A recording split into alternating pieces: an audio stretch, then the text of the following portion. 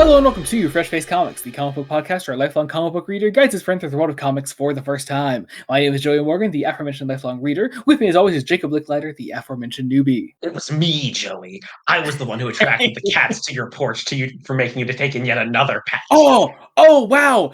Using information you learned like mere minutes before we recorded? What?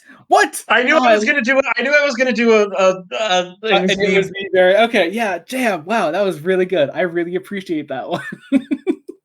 She's adorable, though. I love our new cat. All that said, hello, friends. Welcome to Fresh Face Comics. We're finishing the Flash today. We're finishing New 52 Flash. Rob Venditti and Ben Jensen's The Flash, and New 52 Flash. And technically, starting Rebirth Flash, sort of, it's one issue. I'm not counting it because it's one issue and it's more a pre-prologue of what Joshua Williamson is going to do anyways.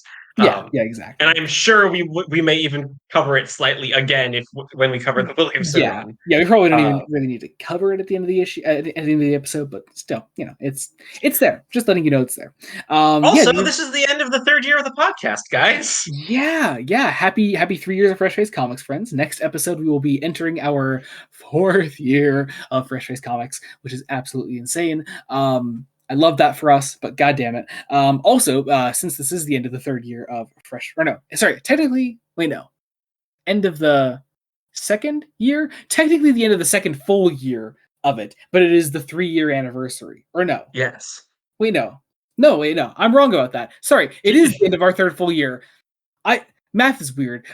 So as this is the end of our 3rd year of Fresh Face Comics, just as we've done the previous 2 years, we are also doing a tier list of our heroes / protagonists in general that we have covered on Fresh Face Comics over the years, updating old ones that Jacob's added to the list and adding a bunch of new ones that we have begun covering over the past year of the podcast. So be sure this one's going to have so many Marvel characters to add, I think. Not a ton, actually. I think it'll be a bunch of adjustments, though.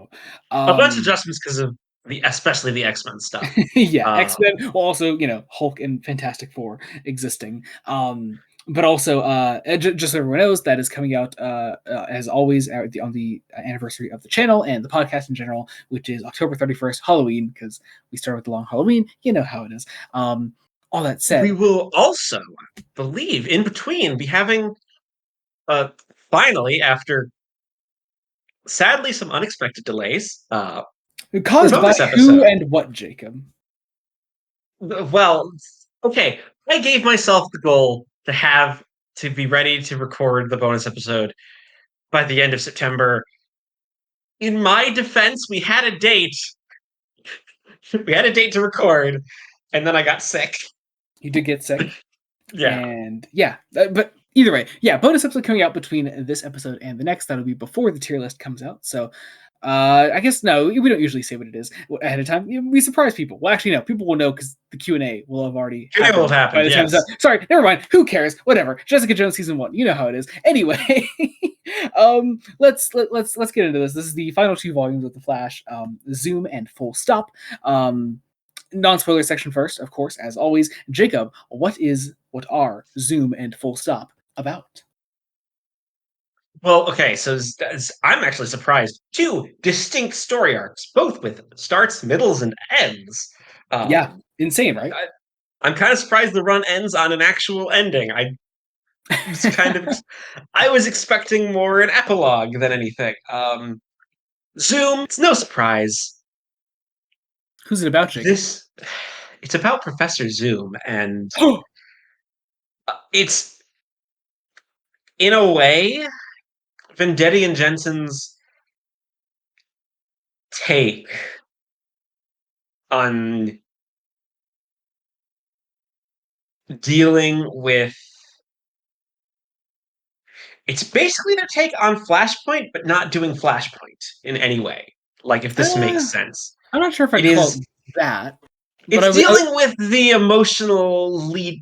It's dealing with Barry's emotional drive for what Flashpoint was doing in a very different way. Yeah. It also ends up creating a really interesting status quo that I hope Rebirth keeps. As far as what, Eobard Thawne or a certain other character. The resolution. I hope the resolution that establishes the new status quo that Rebirth can keep. Yeah, I think I know what you're talking about. Because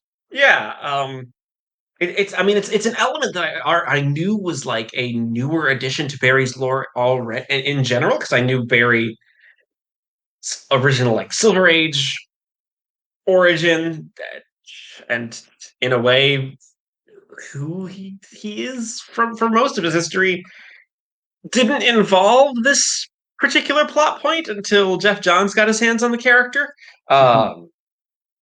So I kind of hope that, like, and knowing that Joshua Williamson is the one to pick up this book, I wouldn't be surprised if this is the new status quo for good reason. It's an ending. Also, it's weird. Also, a new suit in Zoom. Yeah, new suit. I knew you wouldn't be a fan. I fucking knew it. I knew it. I kind of like it myself, but it's a choice. It is quite telling they immediately go back to the old one in the next volume. Yeah, which is a shame, because I don't know. Well, here's the thing. I think, drawn by a lot of other artists, I think the new suit wouldn't look that great. But I think it's a suit that very much suits Brett Booth's style of art, I think. So I think it works. I mean, I have a feeling that's what DC thought, because Brett Booth didn't draw the final volume at all. Yeah, exactly. Which I do like Full Stop as a volume, but I think it is sorely missing some Brett Booth art. See, oddly enough, I may have the hot take that I think the way it went, like, each arc was better and more stable and more interesting than the last. Really? I think Zoom is the high point of the Venditti arc, but I don't know. Maybe it's because I really like the way Full Stop winds things down. Yeah, I know you're also. I know you're also, a big Rose fan, which makes sense. That too. And I'm like, oh, we get one really. I was gonna say Full Stop, really solid 5-issue Rogues arc. Yeah, really good. And also another character that we won't spoil here, but my God, won't spoil. Here's the thing. Got blindsided. Technically, it is not a spoiler because they spoil it on the back cover of the collected edition, but I won't spoil it here because it actually is a really great twist. And I can't wait to talk about it. Holy shit, they do spoil it on the back cover. That's why I told you not to read the back cover. Do you not remember that? Yeah, but I forgot you told me not to read the back cover. I just didn't read the back cover.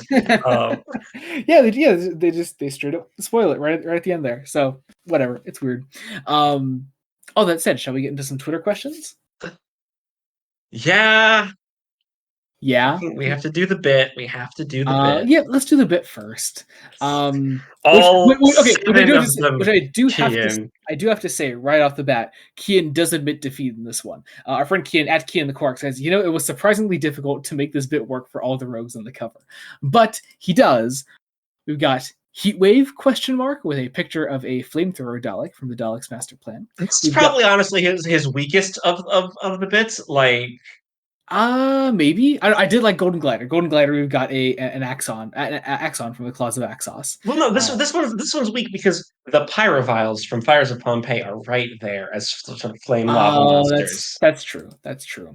We do also have Trickster with a picture of the Trickster from the Sarah Jane Adventures. So easy, low-hanging fruit, Kian, but whatever. We've got Captain Cold ? With Rose Tyler from what story is that from? New Earth. Girl in the Fireplace. Oh, that's right, the Girl in the Fireplace. She's got a gun. This one's also a stretch because she's got a gun that looks kind of like the Cold gun a little bit. You're stretching, Kian. It's okay. It's fine. I mean, doesn't it also release carbon dioxide because of the clockwork robots? It's been a year since I watched Girl in the Fireplace. I have no clue. I thought this was New Earth at first, so I don't think I really can say anything else. Anyway, we do also have Weather Wizard ? With a oh god, is this the Moon Base? It's from the Moon Base. I'm pretty sure that's Bob. I think that's Bob. He's wearing like he's wearing like a little like cap on his head, and I forget what his role is. What does he do? Why is this? He's controlling the weather. literally they control the weather, Jacob. Because of the gravitron. Remember that that's the yeah. plot. The Jacob, they Cybermen want to literally do control. the weather. And lastly, we have Mirror Master ? And I'll be honest, I have no clue what this is. It's daughter of mine from the family of blood. Oh, okay. The Oh, mirror. that's right, the mirror thing. Yeah. That's right. Okay, thank you. It's been a long time. It's been, your Keen brain also, has stopped rotting with Doctor Who shit, Joey. I yeah, envy you. I know. It's nice. It's really, really nice. Keen also has a GIF of Eobard Thawne from the Flashpoint Paradox, quoting. I'll fucking say it. Sure, you're gonna have me read this out loud on the podcast, Keen. Whatever. We're only 10 minutes in. It's I fine. refuse to read it out loud, so you're gonna have to do it. Remember when you were making out with your first girlfriend and you came right as she touched your leg? It was me, Barry. I jerked you off at super speed, so it seemed like you nutted at just a woman's touch. So there's that. Fucking the things we have to do for this damn podcast. Our friend Rules Panda at Joey Can Read This says, so in terms of endings of runs you covered so far, where does this rank? How many runs have we actually finished fully? Is an interesting question. I want to say somewhere around the 10 range. So we have by my reckoning, we have finished Shazam by Jeff Johns. So okay. that is a tiny run. The Nightfall Saga. Okay. Snyder and Capullo's Batman. Jeff Johns' Aquaman. Mm-hmm. Obviously, Manapul Bucalato's Flash. Manapul Bucalato's Flash. Miller's Daredevil. Miller, specifically Miller and Jansen's Daredevil. Mm-hmm. And then the Planet Hulk saga. Mm-hmm. Here's the thing. It's hard to compare to others entirely. Like, it's definitely a better ending than the ending to Jeff Johns' Aquaman.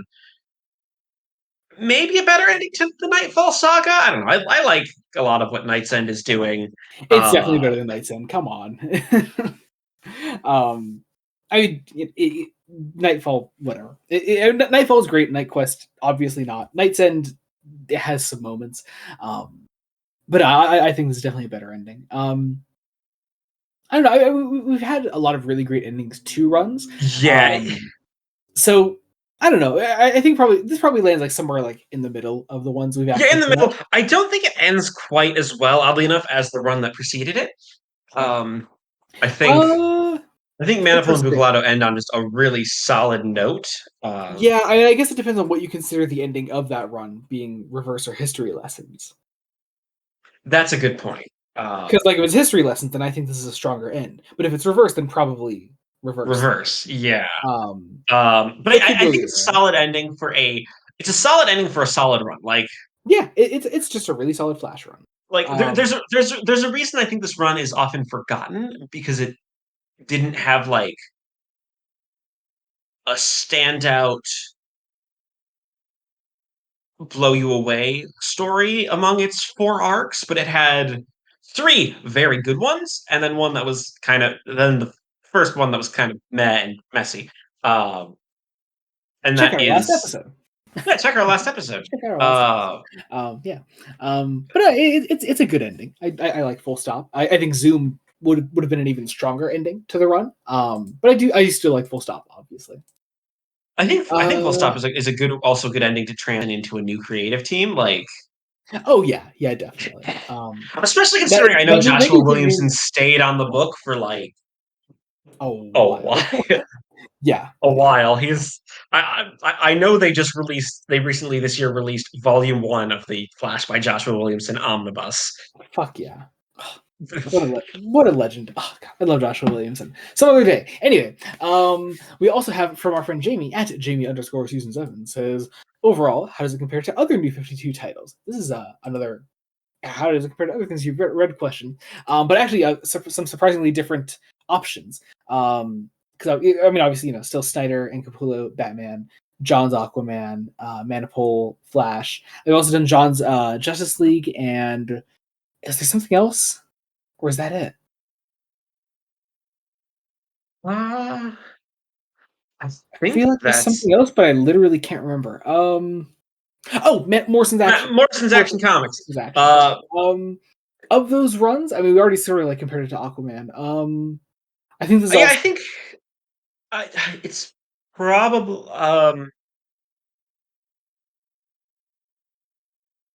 definitely doesn't have like any of the lower lows of Johns' Justice League or Johns' Aquaman. Because whenever Trinity War comes up, I get annoyed. Oh, Trinity War. But also, when we talk, this is the second time we sort of overlook Johns' Aquaman throughout this, and like, I mean, I think it's Death of the King makes it really easy to forget how great those first three Yeah, volumes are. it's the problem. It's the problem of Johns' it's like the runs we're comparing it to are either incredibly highs in terms, specifically referencing Snyder's and Capullo's Batman being. Mhm. Which is just Well, fucking untouchable. Like, I'm gonna be honest, some of the best Batman I've read. it's so good. It's so Like, good. Oh god, I cannot wait and for then more again, Snyder Batman. Morrison's With absolute. it's Grant Morrison, so Mhm. something again also great for the two of the three volumes that I've covered and read. Whereas both Johns' Justice League and his Aquaman have some highs, but they also have some lows. Mhm. Like, whereas this is nice and solid all the way through. Like, that was a good time. Uh, Probably not going to be one of those things that is lauded as amazing, but it it avoided some of the pitfalls of other New 52 books. A lot of the New 52 books that crashed and burned. Yeah. Oh, definitely. Because Definitely. the New 52 was volatile. It's probably the best way to describe it. Yeah. Yeah. And then our last thing, because I don't know, I guess I have to read out threads when they end up happening in these Q&A tweets. Yeah, yeah, Jamie partially my fault. Jamie once again, like last time, says, "Why is it still so mid?" Which, I mean, you're rightfully challenging him on. Why can't Jamie use the proper definition of mid? Kian jumps in and says, keep calling bad things mid to Jamie."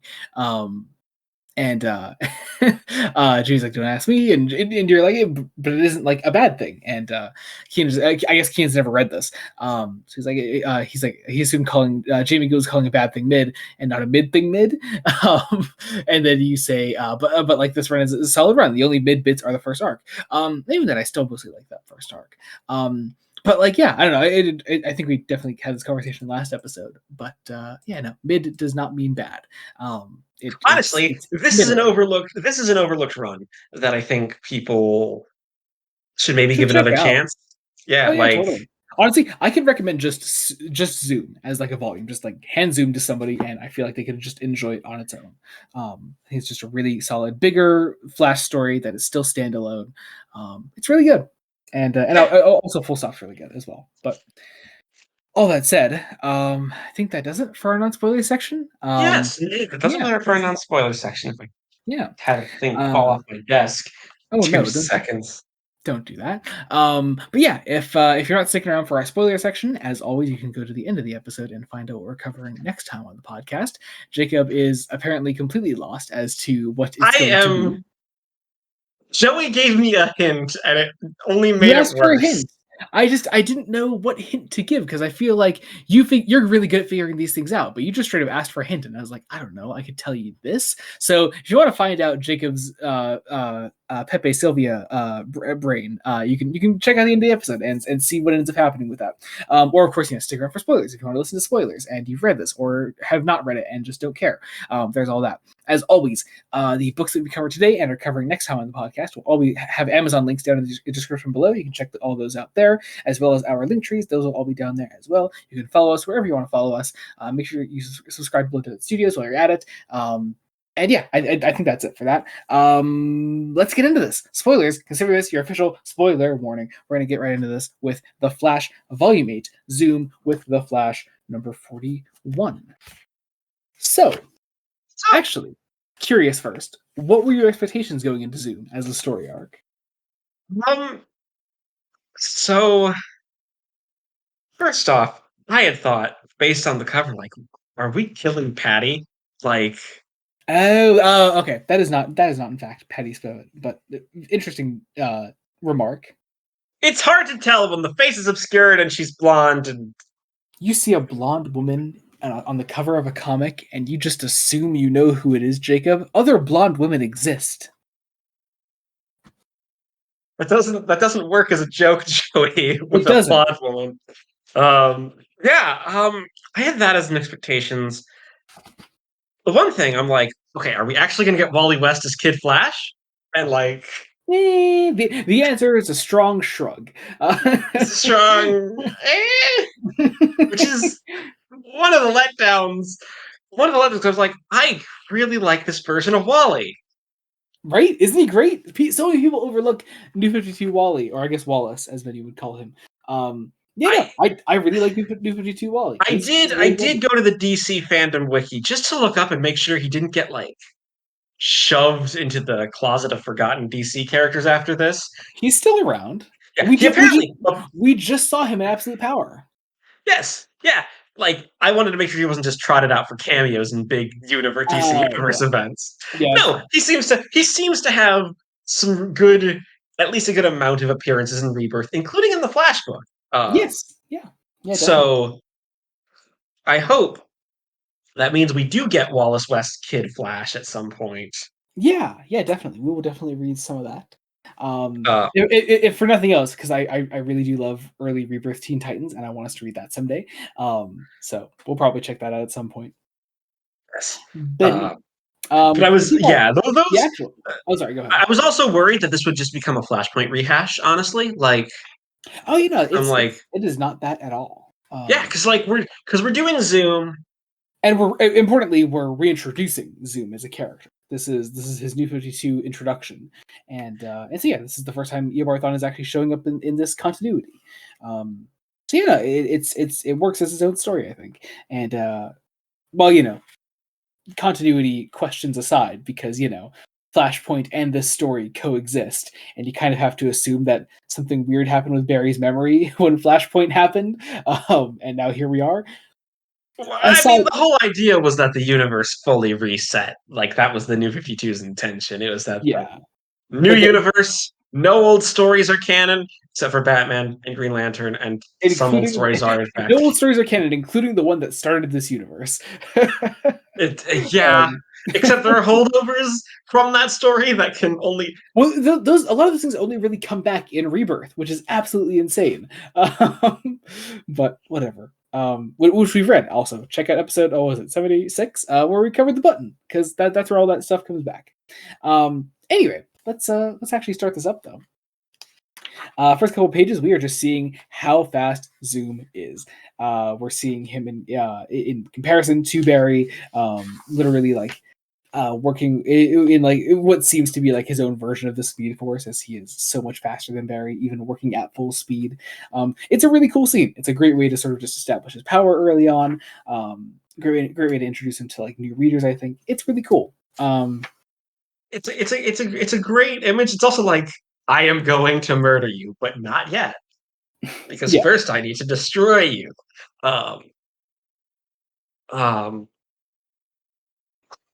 I'm just gonna make a reference that doesn't make any sense for you, so I won't make it. got you. Um, We then also yeah. catch up with regular Barry, where Barry is living right now, which is oh no, So is this? Oh yeah, it is the scene. Okay, just making sure I'm right about that. Yeah, actually, Jacob, do you want to describe what's happening here? so okay. So this is especially weird because again, New 52 things. No older stories are canon. Um, Hartley Rathaway, Hmm. Pied Piper, Yes, a villain who gets redeemed during the post-crisis Wally flashbook, yes, is sharing an apartment with Barry Allen, hmm, um, as well as pet rats, or yes. potentially just one rat. Uh, and I don't know. I like the odd couple dynamic It's fun. communicated It's in really one really fun. page. Um, and it's like Barry wants to full on murder this rat, and this rat is just a rat. Like, Yeah. it's a rat. Yeah. Uh, Hartley is also just a really fun personality to bounce off of Barry. Barry is very much the straight man in this situation. Well, in more ways than one. But no, it's a great introductory scene, and also great to show where Barry is at post breakup with Patty. We can also get a look at Iron Heights Penitentiary, which I do also love the sort of narration here of Iron Heights Penitentiary, home of the Gem City of the Gem City's worst violent criminals, and Henry Allen, which that was just a really funny way of doing that. well, this is because we have to be like, hey, Dad, I got a name, which may be a clue to whoever killed Mom to clear your name. He says the name Thawne, then things start to unravel almost immediately. Henry Like, Allen loses his goddamn mind, tells Barry to never say this ever again, and he hangs up and he leaves him. And something clearly sets him off. And then Henry enough, just enough to have Henry Allen decide, well, I'm going to break out of prison. Yeah. So he starts recruiting other criminals in Iron Heights to help him break out. First of which, I forget the name of this character, but I remember he showed up in one of the CW Arrowverse shows, and then adapting his powers pretty much exactly as they're seen in the comics, which just looks really weird in live action, no matter what you do. It is kind of fun though. What is this character's name? I actually forgot. Yeah, I didn't write it down because Anyway, he's not important. He's not yeah. part of the team to get out. Yeah, Um, but yeah, Henry puts together his little crew of people to help him break out. Meanwhile, Barry is going to be investigating into the name Thawne and trying to find out what he can about this. Captain Fry also comes to see him during this time and asks what he's doing. He finds out he also gets told about the name Thawne, right? This is where he gets told that Thawne is the name he's searching for. Or does he not actually find out yet? he doesn't actually give the name. That's He right. just says he has a lead. Yeah.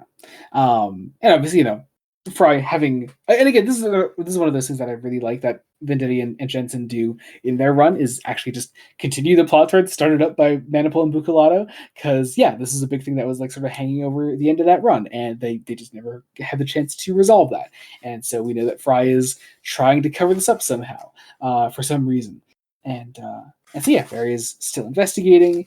He's fighting this guy in armor as the Flash, who I don't think has a name either. Because he's fighting him. This is the scene we saw earlier. This is. It's surprised half this issue has been a flashback. Yeah, because of course it has. But through this fight, Barry eventually defeats Mr. Green Armor Man. Zoom is watching him the whole time. We then see the breakout from Iron Heights, committed by Henry Allen and his superpowered villain friends.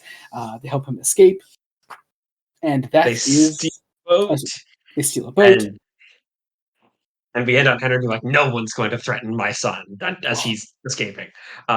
What a legend! Also, I just love that last page with the lightning bolt with the half and half Barry and Zoom faces. Oh, it's really good stuff. But that takes us into the Flash number 42. Lovely cover. Seeing Henry like this, it's just cool. But yeah, we start off on the police investigating the breakout from Iron Heights. I love Fry specifically telling Barry to stay out of it because you are too close to this case because it's your dad. And like Barry's got the classic way to show that somebody is overworked and obsessed over something because he's got stubble, so he hasn't shaved, which is, I don't know, where did that come from? Where did that trope come from? I wonder. The Lost Weekend, maybe. You know what? Maybe. Like I genuinely think it's potentially The Lost Weekend. That's possible. I didn't expect you to have an actual answer for that, but yeah, no, it's very possible. I've seen The Lost Weekend. Right, cool. We both have. Great film. If you haven't seen it, check it out. But yeah, I don't know. I always like in Barry's, I guess, hiding his identity to the public, how he like dresses himself as like a normal person in the DC universe would, which is wearing merch of the superheroes that he fights alongside. He has a little Batman t-shirt on. It's kind of funny. Yeah. Well, merch sometimes maybe technically his own merch, as we'll see in a bit. Yeah. Yeah. Um, but I do love that. yeah, it's like Yeah. Barry's convinced that his dad didn't try to break out at all. Um, but Barry's got super speed, so he can also immediately case the cell. Meanwhile, as he's leaving, oh look, it's Iris. The media's getting a hold of the story, uh, which this is all about. It's It about. is nice to have an Iris West scene finally in this run that isn't just about, hey, can you babysit my nephew? It's just a nice scene, nice to see. Yeah, Henry is then visited briefly, although without his knowledge, by Zoom, who's sort of like watching over him and the villains that have escaped. Um, we get this actually. I love the way that Brett Booth draws all these scenes where Zoom is continuously like just moving so fast around all these people that they cannot even comprehend that he is there. It's really cool stuff. But yeah, we get the police going after Henry and the other villains here, and Flash still trying to like catch up with him through it all. Who's this old lady again? Sorry, it's been a while since I read this actually. It's Girder's grandmother. Oh, that's right. Oh, that's right. I remember. Okay, that's right. I remember liking this scene. Sorry, Yeah, I reread this book a few weeks in advance. yeah. I'm getting Please better tell at it. me. I'm getting better at it. I've only read ahead up to the next episode we're recording. That's it. That's all I've done. Are you sure about that? Absolutely. I'm telling the truth. I don't entirely believe you. I'm telling the truth. I'll tell you the exact volumes I read by the time we're done recording. That's at the end of the episode. But yeah, yeah, we get a scene of Girder visiting his grandmother, which is really fun. I do like the way that Flash sort of like interacts with them. That's always nice to see. But There's also this almost wholesomeness to Girder, like don't touch my grandmother's laundry that's out to dry. Like it's kind of sweet. It's humanizing the criminals. Because I will say we didn't mention this. Henry Allen is insistent that his gang do not hurt people. We are here. We are breaking out of prison for a reason, yeah. and kind of implying we're going to go back once I've solved the problem with Barthon. Um, which is a hilarious implication, because if you solve the problem with Eobard Thawne, it Then he means won't be that going back to prison. Actually, they'll be going back to prison, and he won't. So, so there's that. Although even then, Henry is still committing a crime by breaking out of prison. So, whatever. it's the question of, does it count if does it count if he did it for good reason? does it count if he was wrongfully imprisoned? Like, yeah, but I feel like breaking out of prison is a separate crime from being accused of falsely being accused of murdering your wife. Yeah, but the extenuating circumstance of falsely being accused of murdering your wife, yeah, is like you shouldn't have been in prison in the first place. So is it really a crime? Okay, so the crime doesn't lie within him breaking out, but simply just damaging state property, I imagine. Well, he's white. He can get away with that on a fine. That's true. All right, back into this. Flash learns what the sort of mission statement that Henry Allen has given to his people, which we just talked about. We also get this nice scene of This is the guard. This is Elijah. He's the guard that Henry's good friends with. Oh wait, that's right. This who let them out, where it turns out that let them escape because Dr. Henry Allen promised he will look for a cure for his wife's blood disorder.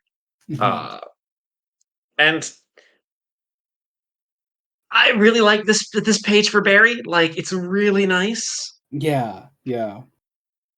Oh, really nice stuff.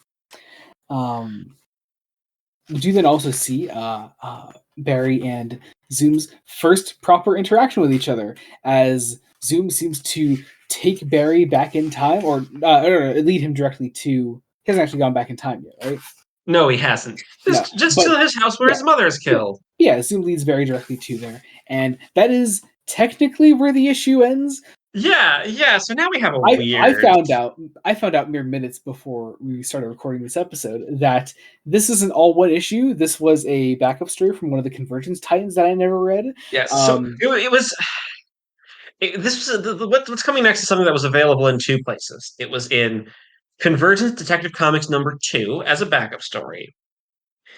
It was also published online as DC Sneak Peek: The Flash #1. Mm. So They should have that listed because other like collected editions, like remember the one Scott Snyder volume in Super Heavy, like has like Batman DC Sneak Peek #1 listed for the first Jim Gordon Batman appearance. Like yeah. Well, what's interestingly, it's listed on the copyright page of the volume. But that is, as far as I can tell, the only place it's actually listed as to what this is. That's so weird. Um, well, anyway, it's so it's this little story where Barry wakes up in a Blue Lantern tank top, which again, are what you is wearing your canon? own merch? What is canon? What is canon? Oh, actually, no. Sorry, this is post convergence, so actually everything's canon. Sorry. Or no, post convergence or mid convergence? Because again, no, post convergence. Convergence happened between 40 and 41. Okay. Of all the big New 52 books, I'm pretty sure if I remember rightly, I think Convergence was weekly, so or maybe twice monthly. I don't remember actually. Because it's also very possible that this little story also came out before the previous two issues. Yeah, I'm pretty sure it did actually. But it's listed here as like a it's included here, I imagine, as a nice lead into annual #4. The annual, yeah. Anyway, yeah, wearing a Blue Lantern tank top and also still living with Hartley and his boyfriend, Director Singh, and they are adorable together, and I love them. They're adorable together, and their entire conflict is a very real conflict of police dating actual criminal. police dating actual criminal and not being straight. Yeah. It's an interesting way that it's handled. Because this is being published late, like the back half of 2015, Mm-hmm. right as gay marriage is going to be legalized in the United States. Yeah. So contextually, this is kind of fascinating. Just because I wasn't expecting it, if I'm gonna be honest. Yeah. Yeah. Also, I just had a return of my own memory cells. I whatever you call that. I seem to remember Convergence being released across 2 months. I think it was weekly, and I think printing of all other books was stopped because they did all those extra little 2-part miniseries in between. If I remember correctly, I think that's how it was published. So I think there was like a 2-month gap between like all of the big 40 and 41 issues. Sorry, I just remembered that. I'm pretty sure that's how it was published, if memory serves. Anyway, but yeah, so we see Flash going out there fighting some people, and that's it. Except for the end here, where I don't know, Professor Zoom shows up and has a let's call it a team of supervillains behind him. It seems. How the characterization of Professor Zoom in this arc is evil Charles Xavier. Yeah, pretty much. So, Like, so Magneto. No, still with the personality of Charles Xavier. Interesting. Like, I'm not sure I agree with that. like I was getting kind of X-Men vibes from the annual. I mean, in that it's kind of structured like Giant Size X-Men #1. Yeah, totally. Yeah. Yeah. But I think also, Giant Size X-Men #1 has influenced every comic book team coming together ever. So, so we have that to thank, I guess. But yeah, this is Flash Ideal #4. Then, let's meet the super team, the super villain team, I suppose. I really love this issue. I love this annual so much. I think it's so fucking good. It's really good. Oddly enough, it gives every member of Magneto's. Magneto's. Fuck me. You did this to me, you Yes! bitch. I love it. I love it so much. Yes. God damn it. God damn it. Oh man, Um, I love that. it gives every member of Zoom's team personality and drive, and you also immediately see how Zoom is manipulating them. Mhm. Oh yeah. Um, like surprise! The big twist of the annual is that Zoom has orchestrated the events to put these people in trouble so he can save them. Yeah. Um, Yeah. I do love how speaking of X-Men things, I love how he comes out with fucking Wolverine claws when we first see him. What is with that? I really love that. I also just like the design of Eobarthon early on. Like it's aside from the Wolverine claws. How he's actually just like a really old man when we first meet him, when he first time travels and meets our first member of our team. And turns out her super ability is to de-age people, or she can de-age people. And she's kind of a mage, is sort of the thing. Like yeah. she's going to be burnt by conquistadors as a witch. Uh, she's specifically an Aztec woman. Um, Mhm. and then it's like, it's like, well, it's basically like, she de-ages Thawne. And Thawne is like, well, I saved you so you can help me defeat a great evil that people will come to be known as Flash. Mhm. Um, And so she it's accepts. She accepts and she joins him on his quest. And we go to gather the next member of our team in basically 1883. basically every member of this team is a victim of colonization and Mhm. imperialism. Which is And such a great idea, I think. great Um, idea. I don't think Vendetti and Jensen go far with making it with commenting on imperialism. Um, uh, I think it's and the effective as a thing to be read into rather than being more explicit. I do also think maybe the team could have been helped by having like maybe one less member and having time to expand on those things. that's That that's might that's be true it. as well. But it's also like it never comes full circle of like because it feels like it wants to examine almost like a false allyship. Because that's what Thawne kind of presents himself as the I can save you from the imperialism that you've been what imperialism has done to you. This is Yeah, our our literally a white savior.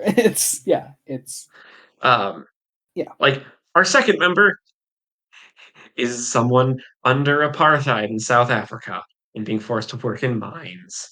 Um and you know uh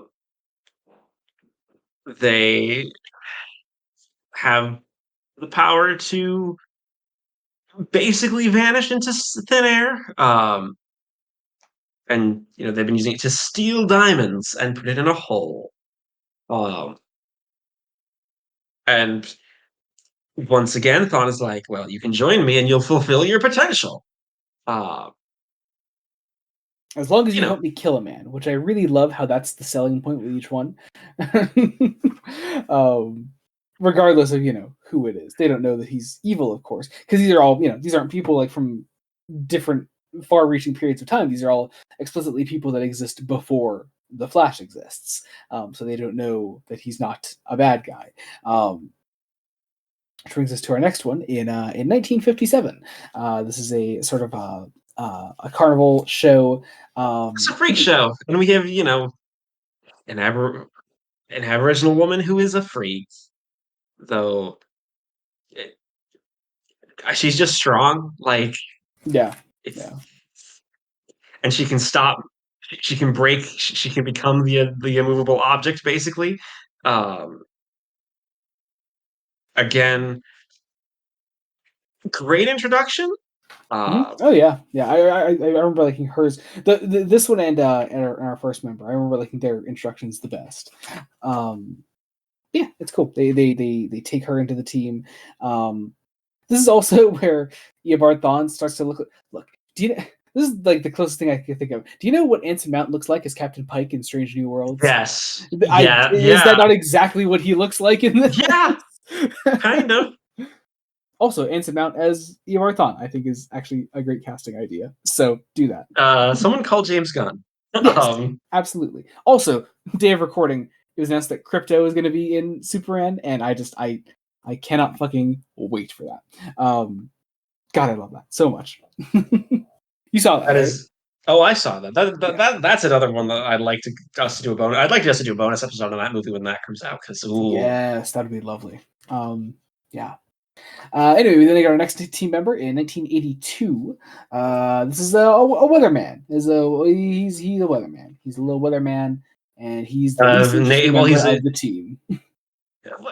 again, he's a Native American, or is at least heavily implied to be a Native American living on a reservation in Oklahoma. Um, Again, way too many. Too many. I think the big problem is too many team members, not enough, Yeah, not enough plot. yeah, definitely.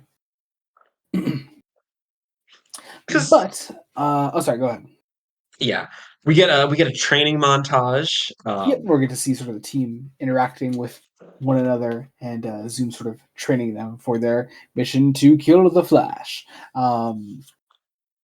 I don't know. It's just cool. It's nice to see. I like the way it's done. We do, and then, yeah, we sort of like end the issue on our sort of stinker that that Zoom orchestrated all the events that led to them all having wanting to join him, and I really love that. I really love that. It's a great idea. Great way to end the issue.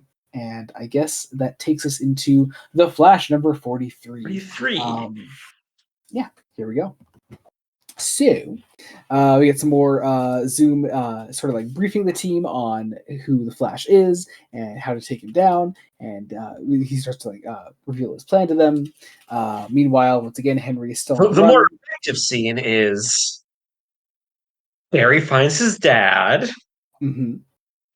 And it's a In, beautiful reunion, and I love it. it is both beautiful, but also this great underlying tension of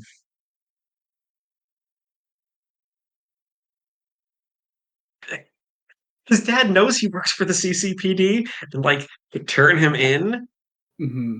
but Barry just gives him a hug because it's the first time they've been not separated by prison glass. Yeah, yeah.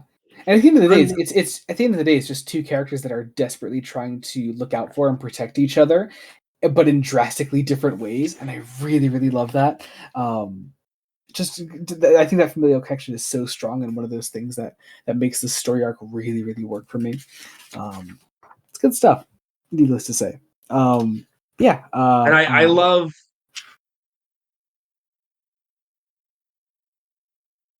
I love how promises not to tell anyone, but is insistent that he's going to clear his dad's name still.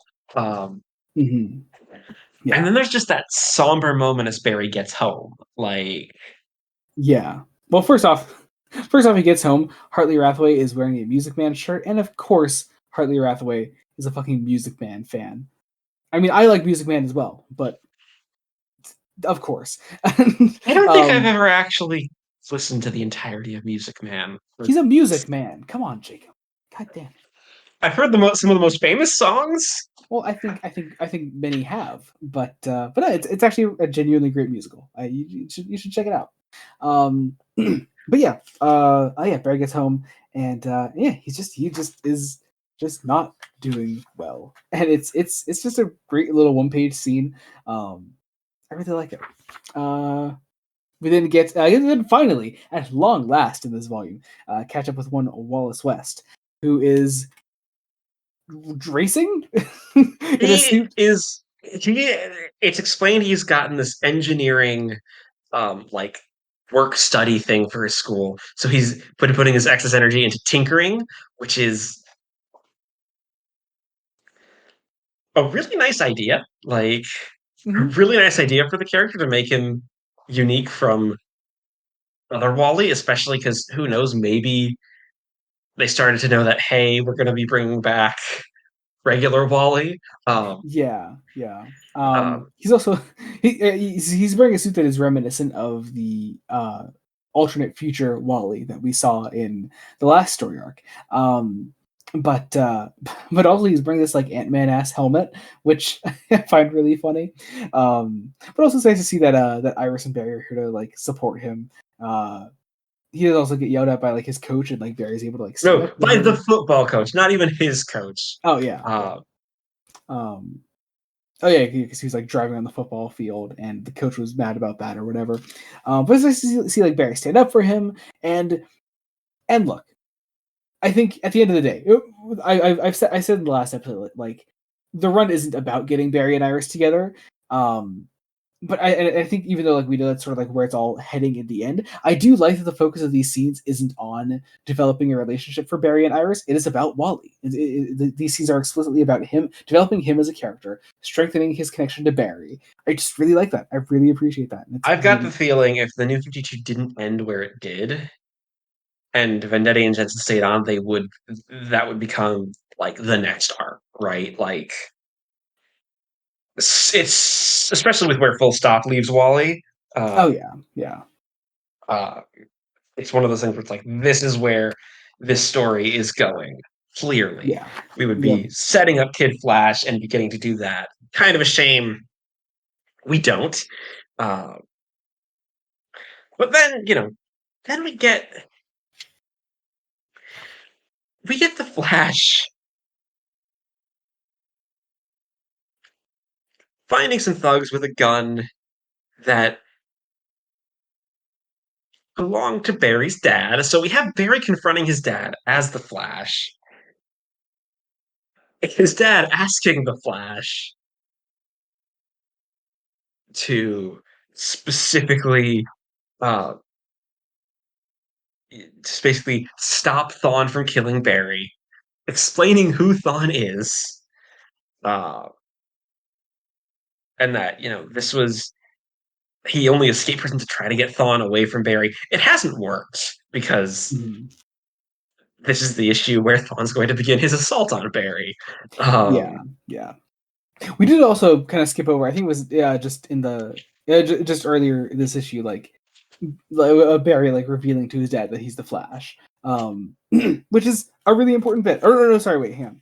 Oh no, he doesn't know yet. Sorry, It hasn't let me happened yet. That's wait. later. That's much Oh later. shit, sorry, I am fucking all this up. Damn it, I really should have read You, this closer to the recording. yeah, Shit, you really should have. I should have. It's fine. Don't worry. I can do this. Anyway, Henry gets taken. Barry it turns Henry in then, and he gets taken back to prison. Um, Henry uh, specifically tells Daryl that Thawne is back. Like, okay. This isn't going full all cops are bastards, but all cops are bastards applies to Daryl Fry for it's like, yeah, letting a man rot in prison for a murder he knows he didn't commit. yeah, yeah.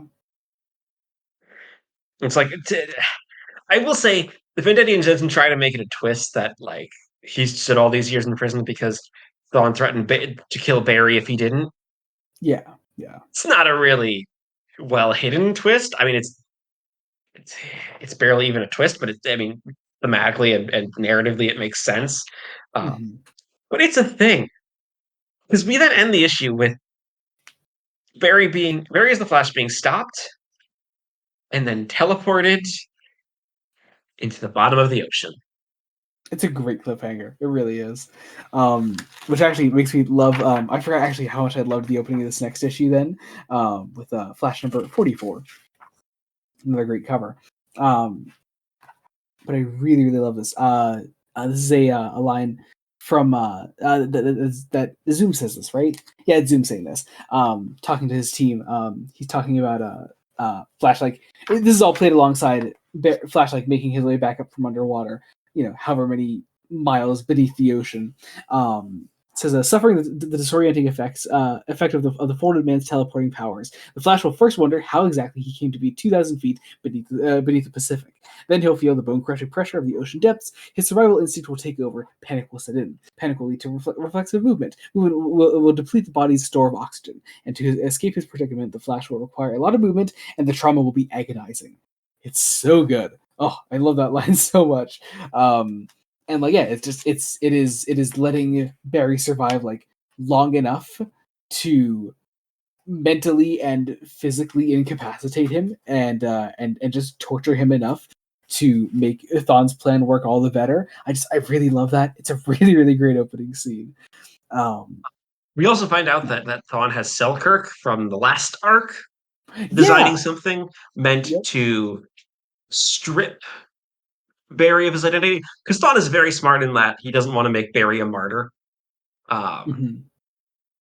Which, yeah, that's fair. You don't want to make this man a martyr. If you're an evil supervillain bent on revenge. But it's particularly interesting because this also then allows Thawne kidnap Barry's dad, making the entire escape attempt pointless. Gotta love it. We then also get another scene with Singh and Hartley. Look, I commented on the Music Man shirt, and now it's just a purple shirt with a music note on it. Some music notes. Yes, but okay, point being, I don't know. Look, is there not at all another way to draw a gay character? I don't know. I don't know. The scene itself is actually funny. I shouldn't say funny. It's drawn funny. It is, Singh and Hartley having like an actual like argument. But it is Hartley Rathway with a tray of cookies that he is throwing at director Singh. It's just really, it's a funny image. But I don't know. It's I don't know. I think I have conflicting feelings on. It's not a huge deal, really, but I think it's just worth noting that this is just kind of always the sort of like outfit that Hartley is drawn in.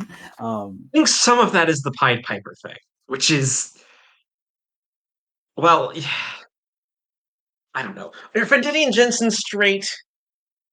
It's very possible that everyone. I don't know. It's very possible that a lot of people on this book are straight. Yeah, and that is causing some problems. Like, oh, you're trying. But writers and artists, if you're writing a story with minorities that you are not a part of, get some feedback, people. Stop. Get some help. Oh man. Anyway, yeah. We have a scene between Barry and director Singh then, which is just about Singh's problems. Like, it's nice to just like have this scene here where Barry's not the focus, at all. Yeah, we're just like taking the time to like deal with Singh's own. This is a modern comics problem that people have had, and I think they're right in that a lot of times superhero comics become way too focused on the superhero and the action, not non-superhero supporting cast. Like, I love that this whole thing is perception. Also, I like Singh's fear's kind of valid. Like, yeah, oh yeah, totally. Like it is just a scene of him like just internally struggling with like balancing his work and personal life. Like I really love that. It's like his fear is what would like imagine what would happen if that reporter Iris West wrote about it. I'd be run out of town. Yeah. And it's specifically like, it's not because he's gay, it's because he's dating a costume criminal. I'm like, yes, but also no. There's also the fear of being out in public. I mean, again, especially contextualizing because this is 2015, right around when gay marriage is being legalized. potentially just it's potentially already happened when this is published. I'm not sure. That happened in June 2015. So Yeah, yeah, maybe, but it depends on if it was like if it happened already when it was written. So who knows? yeah, that too. That Yeah, too. Uh, but it was definitely something in the public consciousness. Uh, then we get another scene with Wally, who I love these little scenes. Like, yeah. Barry's essentially taking Wally to take your psychic to work day, or sorry, your future psychic to work day. But yeah, he I mean, brings him. it's also he's doing work study in the CCPD garage, getting to Yeah, tinker with things. yeah. Um, It's using something that Wally is good at and interested in to further develop his character. It's nice. It's just really nice. I think it's I like that this issue in particular seems to have a bunch of scenes like that actually take the time to focus on the larger cast of characters outside of Barry Allen. I think also I was thinking about this since we sort of brought up the focus on Sing and Hartley. This idea of like it's this weird disconnect between comic book writers that like write a lot of different books on being unable to sort of like distinguish the difference between like team books and solo books and what they actually mean for their characters. Like team books are, big ensemble pieces, and so they're able to like focus on larger casts of characters. But I think solo books should do that as well. And I think a lot of writers like tackle solo books from with the problem of like and come across the problem of like this here's this is a solo character book, so I should just focus on that character. But like we're also covering, say, Joshua Williamson's Superman right now on Fresh Face One Shots, and like Williamson focuses a lot on other characters outside of Clark Kent. Like it's still sort of an ensemble book. Like it focuses on a lot of other people that are still just also as say important. it's a failure of writing. It's not like I just even say even in the ensemble books, in team books, having those supporting characters outside of the team. Um, Mhm. some of the most interesting stuff we've read in Wolfman and Perez's New Teen Titans has been with characters like Sarah. Yeah, just like the heroes' like own personal relationships outside of the team. They're still just as important. Um, Part of it, I think, may come from the fact that some people don't like to treat superheroes as human in a way. They want to treat them as like better, and mhm. you need that human element. And people have friends and people have relationships. Humans are social creatures. It's Yeah, what we do, mhm. and stories should reflect that. Yeah, And we need to have writers. Sometimes you need to have writers sit down and understand that. And relationships can get messy and things can get weird, and that's all part of telling a story. um, I say that because after this point a lot of the rest of the volume is going to be a lot of action, mhm. a And lot it's of not very good action. Oh yeah, um, yeah. There's not really like a huge problem with that, but yeah, it would be nice, like just to focus on other things. But if not, like this that's issue is whatever. very much the necessary calm before the storm. Yeah. uh, because we end with Thawne putting his plan into motion, getting Barry stopped, and not even facing Thawne, facing Thawne's gang, for lack of a better term. Um, Hmm. because it turns out, surprise, they've been making a giant bomb Yeah. out of Speed Force energy Hmm. that just needs a spark that Barry provides, and it's gonna blow. It's gonna blow Central City off the map. And it does. Well, at the very least, the bomb begins to blow up, rather. Go off, Um, yes. yeah. And so And that takes us into the Flash number 45 with an absolutely insane, almost Silver Age like cover. I fucking love this. I was gonna say this is kind of kind of wish this was the cover of the volume, honestly. See, Like, Jacob, you can't sell goofiness and silliness in comic books. That doesn't sell. It has to look cool and badass, okay. sexy. How I get annoyed about the amount of monkeys in covers, but those were done because they sold. And I don't think those are very serious. And because it's goofy and silly, and people like the monkey. Sell the fucking monkey. Or in this case, the giant zoom. So, okay, for those that aren't looking at it, either look up the Flash number 45 from the New 52, or I can just describe this to you in the best way that I can, which is the Flash running through Central City, a very tiny Flash running through Central City, flaming buildings and destruction and lightning bolts all around, and standing above him at about 4 or 5 times the size of this tiny Flash in Central City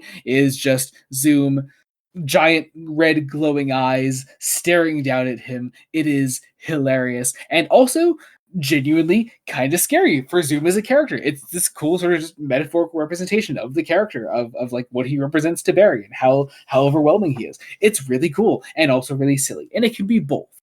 All that is to say, let's get into the issue. The bomb is going off, and we are trying to do something about it. And as we sort of mentioned before, a lot of this is a big action issue. We have a bunch of action issues coming up. We also have a couple of different pencilers on this. This is in addition to Brett Booth, who does not do the whole issue, which is unfortunately immediately apparent because Brett Booth has had such a distinctive style for the rest of this. Style is it's a unique style. It does not gel great with other pencilers. Yeah. This is also Vincent Vicente Cifuentes and L.A. Garza. Thank you. But yeah, I think Cifuentes starts us off. It might be Cifuentes' style at the top. I don't know.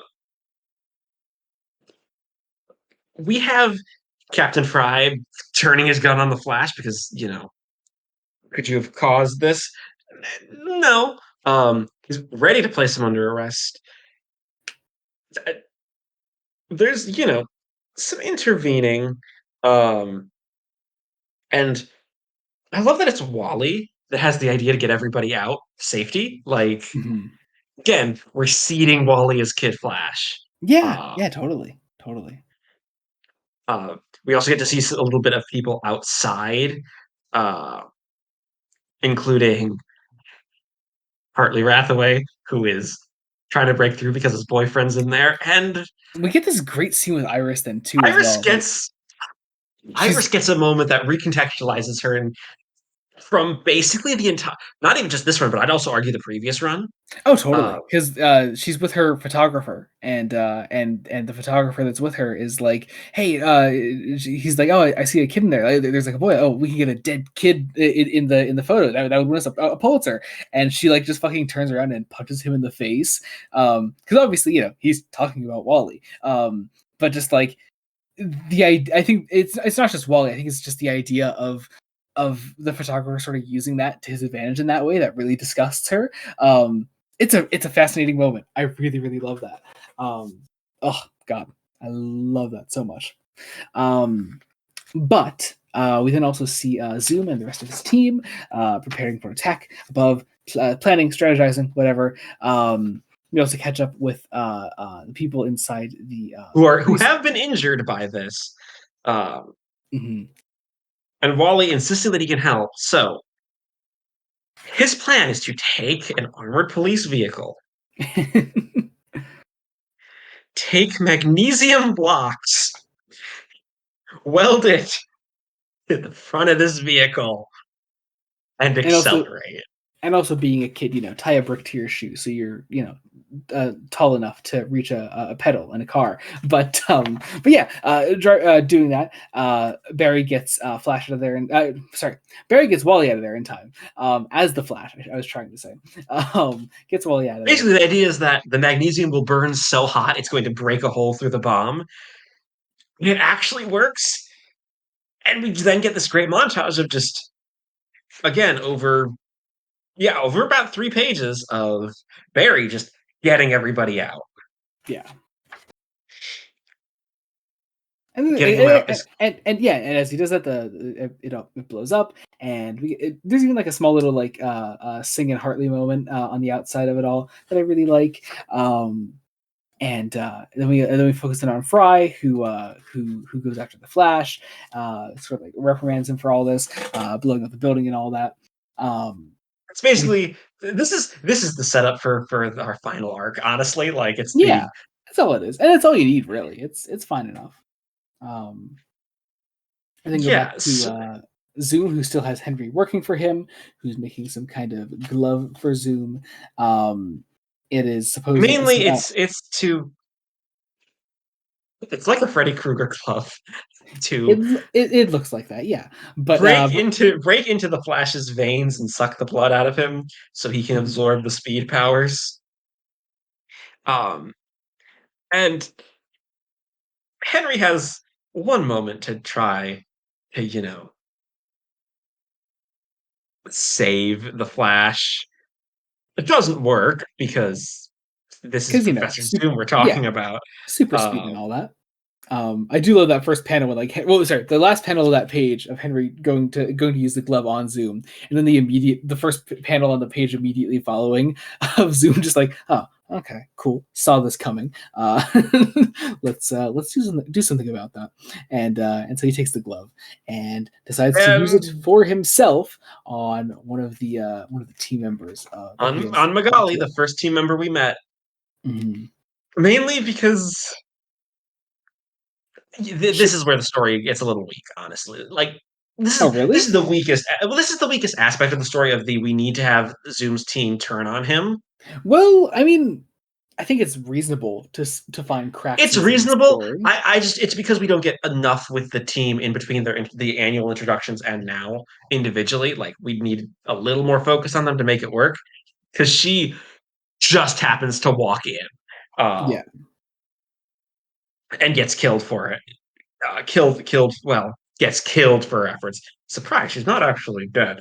Um, But he uh, attacks her and takes her powers, and that is where the issue ends, taking us into the penultimate issue of this particular volume, Flash number 46.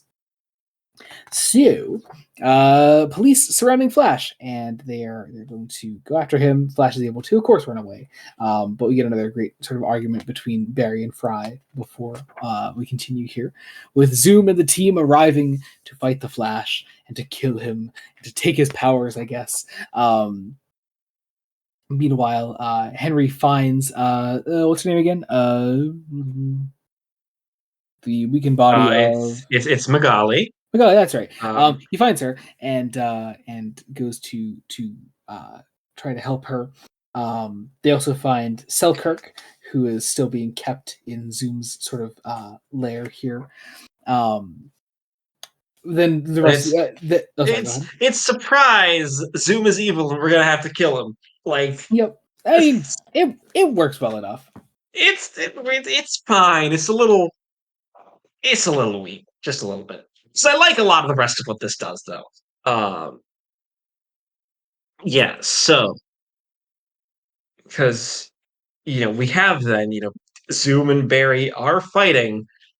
The whole idea is that Barry's speed force allows him to cover distance. Zoom's allows him to cover time.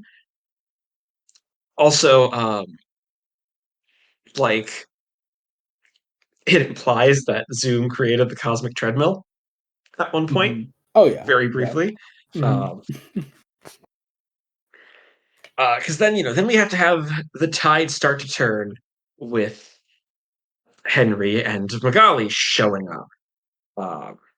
And then it's like, hey, surprise! Zoom's been playing you all, and is the reason your lives suck. So it's like, well, I guess we now need to try to kill Zoom. We need to turn things around, and that's where we get more action. Um, Basically, as the tide of battle turns, and we end up pulling Henry Allen with Barry following once again back to the Allen home, and that's where the Mm-hmm. issue ends. Yeah, taking us to the final issue of the volume, Flash number 47, with the cover of the trade. And I'm imagining now is when you finally realize that it was not Patty on the cover. Yeah, um, like yeah, I, you can see though where I would think Patty oh yeah, with totally. I get it. without having the context of what this story is doing, because yeah, we need to do things. This is where we get we have to get the secrets out. That surprise.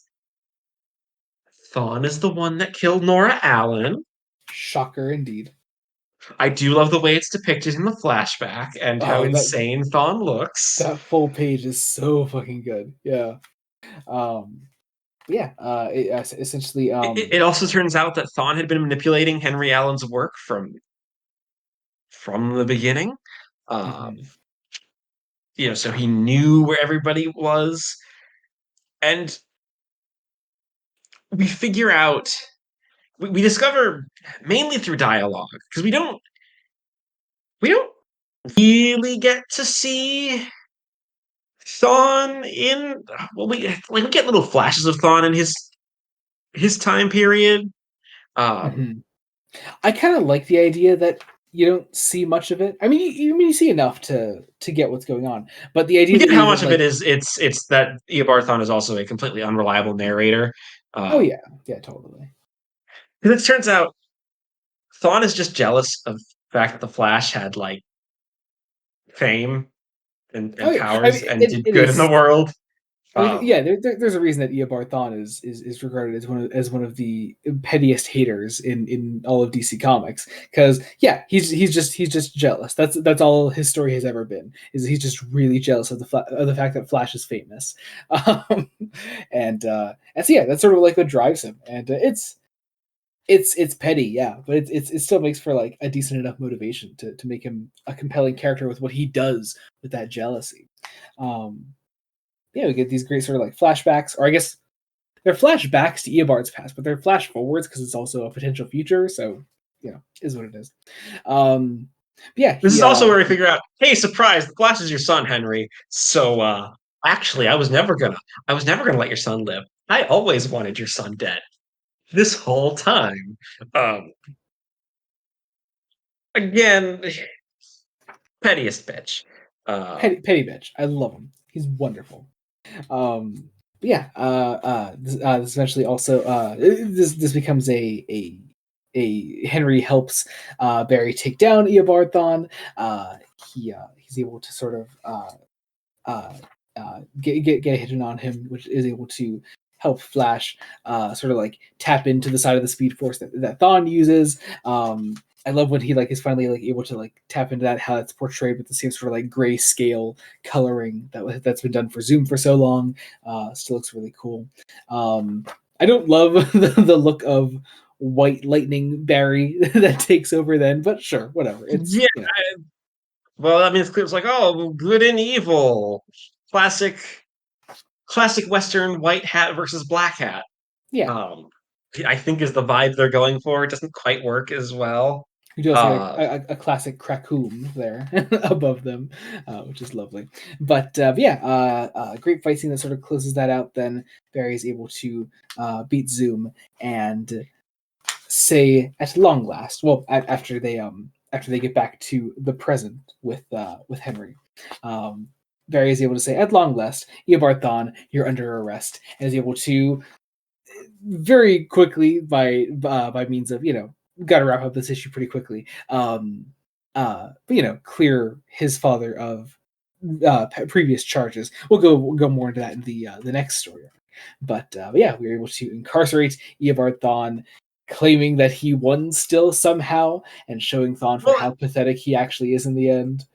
he won because the police no longer trusts Flash, which, like, okay, cool. Um, give it 5 issues and you will have lost again, utterly and Yeah, completely. he won for 5 months. It's fine. Lots But of then also, publishing time. I think that's also why that last panel is drawn the way it is, like why he looks so insecure there in the end, because he knows he hasn't actually done any permanent damage deep down. I think he knows Deep that. down, yeah. But yeah, So that moves us into full stop. yeah. Final volume. Here we go. Let's finish off another long ass 52 issue long New 52 run. Go us. Go Yeah, green. yeah. And again, I was really surprised with this one. Uh, Yeah, I wasn't sure what you were going to think of the arc as a whole. I knew you would love the one twist coming up in it, which I still think is lovely. But I wasn't sure what you would make of the arc as a whole. I'm guessing you enjoyed it. It's also one of those things where I'm like, I should have seen the twist coming. Like, should you have? I think it's actually a pretty well kept surprise, but makes sense once you go back and read it. it makes so much sense. Especially since this is the end of the New 52. And also, So we had the 0 year tie-in back at the end of Manipul's run. yeah. So it kind of works out. It makes for a surprisingly thematic twist. Okay, we should actually mention the twist now so that people who haven't read it know what we're talking about listening to this. It's the Riddler. Mastermind financing this story is the Riddler. The fucking Riddler is our big final villain for New 52 Flash. Let's be honest. I think the Riddler at his best works when he's a little goofier. Oh yeah, like yeah. You don't want to go Jim Carrey goofy. But I do also love Paul Dano gritty Riddler as well. So yeah, you can have there's this sweet spot because you don't want to go too gritty either. That's how you get dumb question mark head Riddler. I carved a question mark into my head, man. I'm the Riddler. Jesus they've never fully committed to that, actually. But I mean, the fact that they considered it is concerning. Considered it enough that the Harley Quinn show did it and made so much fun of it. And made Jim Rash the Riddler, like the legends that show are. But also, I was just really happy that this run got one story that was. In effect, even with the twist of the Riddler, it's a rogue story. Yeah. It's a really good story. Issue 48 opens up Central City. Barry Allen is being put on a new assignment by Captain Fry, and that is that he is to work with the Rogues to help take down the Flash. The Rogues in this case, of course, being Weather Wizard, Trickster, Mirror Master, Captain Cold, and Golden Glider, because if everyone's read Forever Evil, it is insane how much this run relies on Forever Evil, but Heatwave is presumed dead right now. So, Wave is presumed dead. Presumed. Spoiler alert. He's not. He is not. He's I immediately love just the just this nope from Barry of like, I have to do this. Mind you, he has to help a team track down himself. And he thinks, oh, this is easy. I can like give them false leads and shit. And it's like, oh, and surprise. We are going to unleash an army of flying drones on the city that will detect Speed Force. I gotta say, this being a 5-issue story arc, it's technically a pretty short story. And because of that, I think the pacing of this story is really, really fast. But I think it's not like feels like it's going by too quick fast. It's like here's all the information you need to know page by page. All the information we just said happens in the first 5 pages. It is so quick, but I think it's actually deserved. Yeah, in that 5 pages, you have enough so that you know where Fry is emotionally, where Barry is emotionally, and there's a and you get the conflict immediately. Like it's the 2-page spread introducing the Rogues is a masterclass in showing character with minimal dialogue. I was gonna say mostly through visuals. Yeah. And then the following 2 pages showing like why this might be an issue for Barry. He can't just easily throw them off his trail because like as said, we're unleashing these drones in the city. I think I the story because it's that idea of a simple meal well made. Like honestly, that's fair. It's a pretty simple story arc, but it's a really well done simple story arc. Because these drones go out.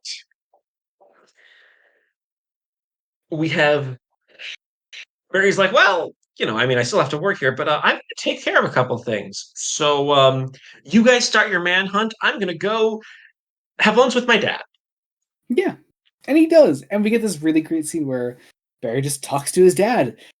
Like, just normally. I mean, also, they're talking about, work things and Flash things and all that stuff. But also, like, it's just nice to see this a scene between Barry Allen and Henry Allen that isn't just stop trying to prove me innocent, son. I won't, Dad. And that's it's nice. It's nice to see. I appreciate it. There's a mysterious figure. Spoiler alert: it's the Riddler. Who has a number of The Riddle experiments to Man. try to draw the Flash out, like releasing chlorine trifluoride, which is incredibly flammable. Um, and of course, because it's Barry, Barry's not going to let people die, so he becomes the Flash and saves the people from this fire. Important note also, this story arc is not drawn by Brett Booth. This is drawn by, I forget who it is, Jesus Marino, who I believe draws all 5 issues, right? Yeah. Well, or no, not all of it. No, there are in the credits 5 different pencilers credited, and I know none of them worked on the Rebirth issue, so that's right. Okay, gotcha. Well, anyway, point being, it's not Brett Booth, so it naturally looks a little different from the rest of the run, and I think because of that feels a little different from the rest of the run. Feels different. I like it though. I like it. Yeah, it's good. It's good. It certainly makes it feel just more like the most normal Flash story than doing all these sort of like big time travel-y Speed Force event things that the run has been doing so far. I mean, let's be honest. Both we hadn't really like even throughout the New 52, we haven't had a sort of a normal Flash story really. Yeah, I mean, we had all the issues that introduced the Rogues across Rogue Revolution. I was going to say the closest thing we got was Rogues Revolution, but even then, that was then building to Guerrilla Warfare.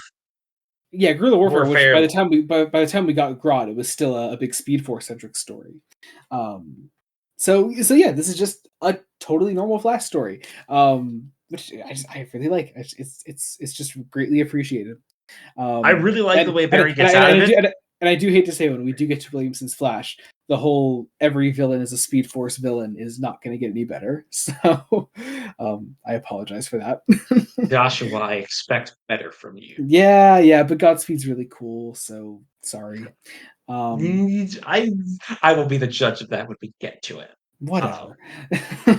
Yeah, I also really like that Barry's like, okay, cool, I'll turn myself in if we take out this fire because people are in danger. And that Fry's like, well, he's not wrong. So, Rogues, you're going to do that. Then we get this interlude with Wally, who is experiencing the Speed Force. Probably from, colliding with that bomb in that truck in the last arc. And honestly, great way to give someone Speed Force powers that isn't just doing the weird another bolt of lightning and the exact chemicals needed to turn into the Flash. Yeah, which okay, I love it's so Silver Age that not only didn't happen once, it didn't happen twice, it happened 3 times. It happened with all 3 of our Flashes. Well, I think also there is an origin of a Reverse Flash that is, I created the exact thing that turned you into the Flash Bear, so I could be just like you. I don't think that's still the case, but there was at one point that was a Reverse Flash origin. Okay, so it's happened 4 times at least. Yeah. Oh man, I love it. But yeah, so Wally is going through that. He's hiding it from Iris. Meanwhile, the Rogues are still trying to capture the Flash. Captain Cold has him in this ice block, and he's able to like vibrate his way out of there. He is confronted by Captain Fry, but eventually just runs away. Really easy when you have a character like the Flash, who can just literally just end any conflict by just choosing not to engage in it. I really love that. But Fry is able to get a blood sample from the Flash. Yes. We get another Riddleman tease, who is monitoring Central City through these, monitoring the Flash's movements specifically. And we also find out that our mysterious villain, our Riddleman, because it's important to note for those listening that haven't read it, he's not revealed to be the Riddler until like the second to last issue, so there's that. But yeah, so we end the issue actually with revealing that our mysterious man with a green hat and red hair is I love it. Anyway, who is actually has a heat wave, who has actually survived, and it has him contained in some kind of tube, and we will find out more about that later. But going into the Flash number 49. No, 40. Yeah, 49. Yeah, 49. Yeah, 49. That's it. We get a scene between Trickster and the Riddle Man. And there's a little tease to start up the issue. He gives Trickster a glove.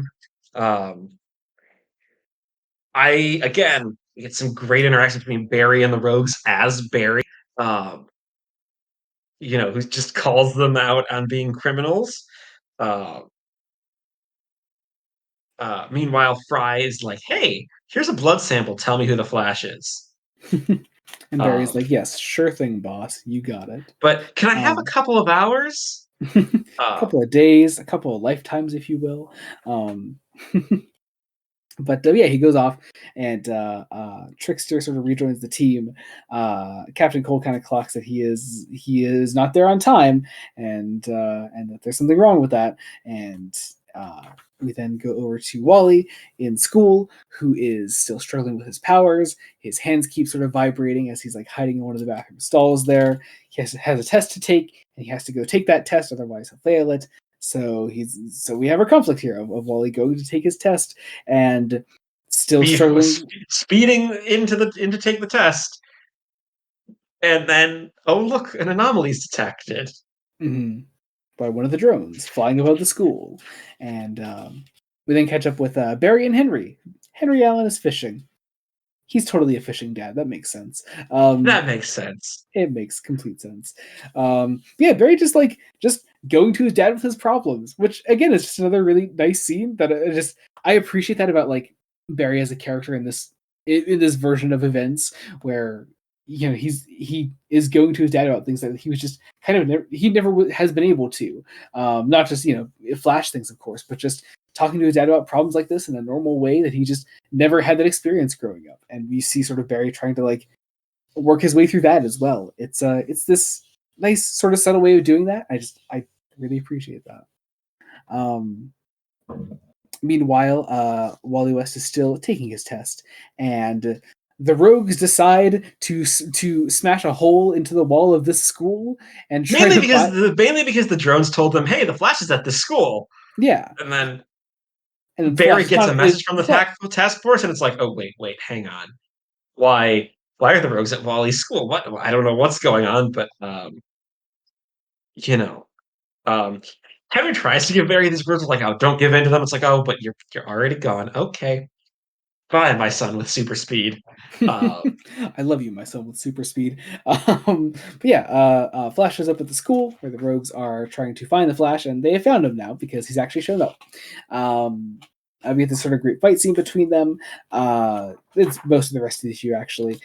We do also get Trickster with his robot hand that he got from the Riddle Man, and that is in fact a bomb that he sends flying towards what he wants to be the Flash, but actually goes towards these kids in the school that Barry is able to thankfully stop before it goes off. It in fact does not go off at all. It was a false alarm, it seems. And this gives the Rogues enough time to... Oh, sorry, the robot arm actually is a device to capture the Flash. But this allows the Rogues and Captain Fry to come in and arrest the Flash, closing out the issue and taking us to Flash number 50 with a fucking Jim Lee cover. Ah, God, so good. Yeah, just get a Jim Lee cover. Oh, sorry, not Jim Lee, it's Ivan Reis. I apologize. That's not Jim Lee at all. We do get a Jim Lee cover at one point, I think, or is it just a variant? I think it's a variant. There's a variant at the end. Sorry, Ivan Reis, you made me think you were a Jim Lee cover. Which, I mean, hey, good job, Ivan Reis. Holy fuck. Yeah, so this one we get Flash is under arrest. And he's going to be taken away. It's like they're ready to outright unmask him there, but Fry's like, "Oh, we're gonna do this at Iron Heights, not with everybody watching." Iris, of course, is on the scene to question everything. Wally's starting to catch on that, oh no, I have Speed Force powers. Just by the fact that, hey, these drones only detect Speed Force powers. And then Henry Allen, the dad that he is, hearing that the Flash has been arrested, right as he gets a bite from fishing, is going to call in a favor from one of his criminal friends. What a Because fucking guy. What a dad. I love him. We then catch up with Trickster, who's once again working behind the scenes with our mystery green man that wears green and has red hair. Okay, I have to know, it was the actual reveal that gave it away, right? Like you didn't see it coming at all beforehand. it was the reveal. I I will really, I say, really love that it is actually a well kept secret somehow. well, But when it's you look back at it, it's like, oh yeah, that's just the fucking Riddler. Like, well because it's because of the way the art likes to color, specifically the Trickster in these scenes. It makes you think that the green is just trick of the light. that's true. That's true. Um, but surprise, it's not. It's the Riddler. Trickster also finds out that Heatwave is still alive, so he's now in on that. Yeah, we then get Henry Allen's favor, who is from a Girder, yep, Girder, who is who's this, I guess the wholesome villain. I guess because he he also is, listens to Barry Manilow because his yeah. grandmother listens to Barry Manilow. Um, I love it.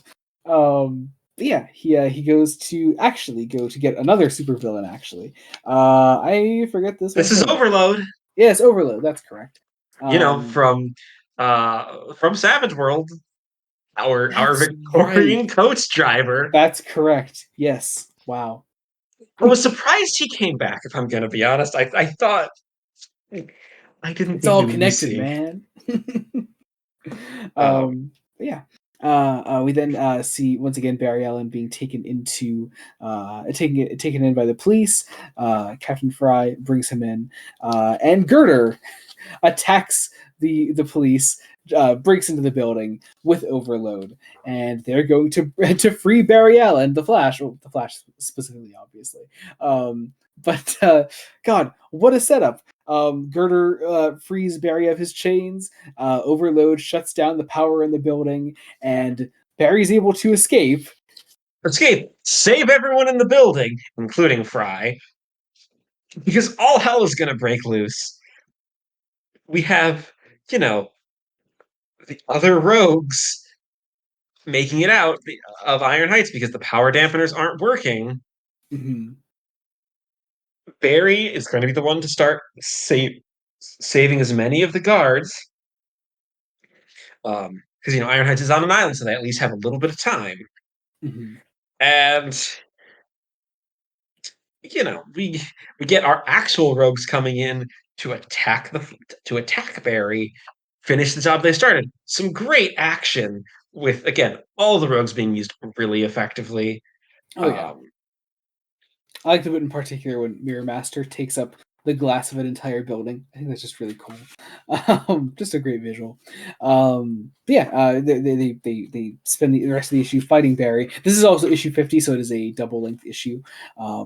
with a backup story. Yeah, it's nice. Um, but Yeah.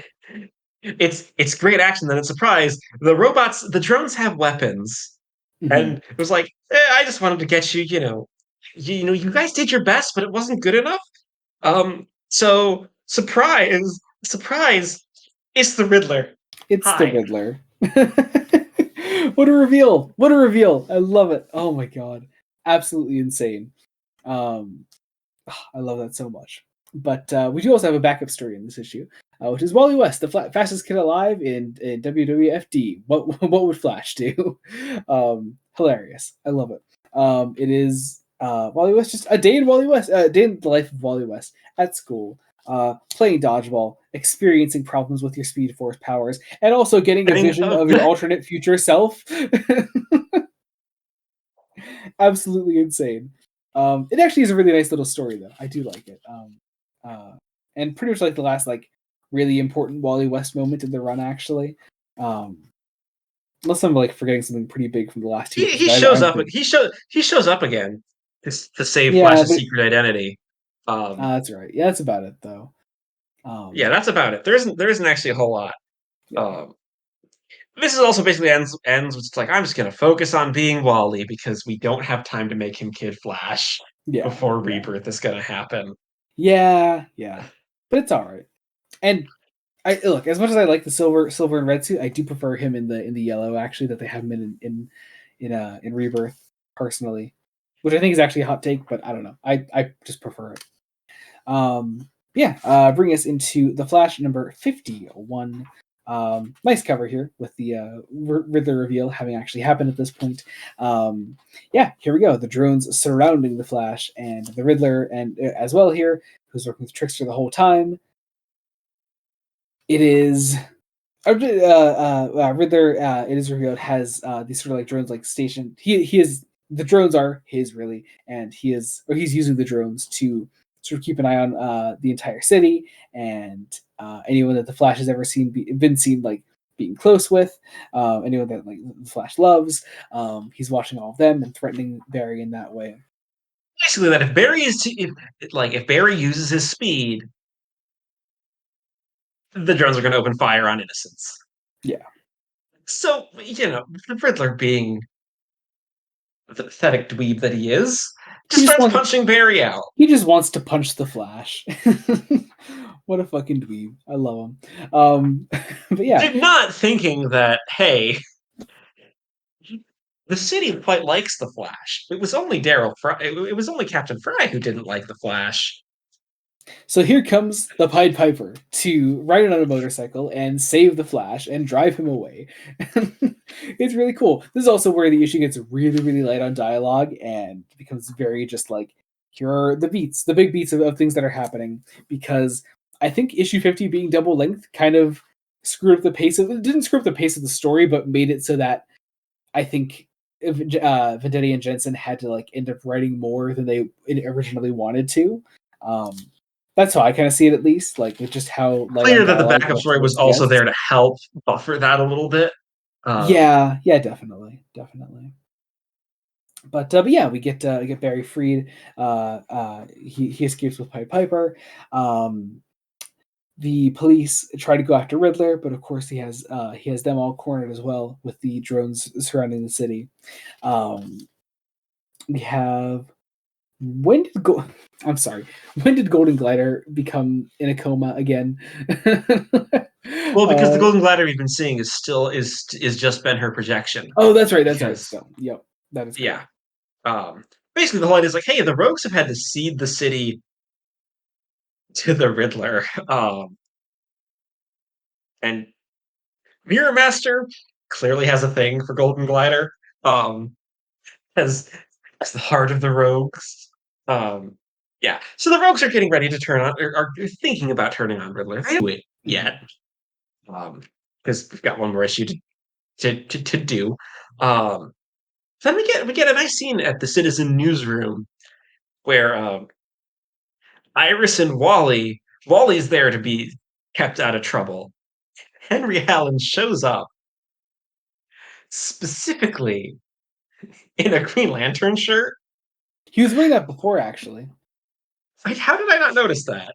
He was wearing it while he was fishing.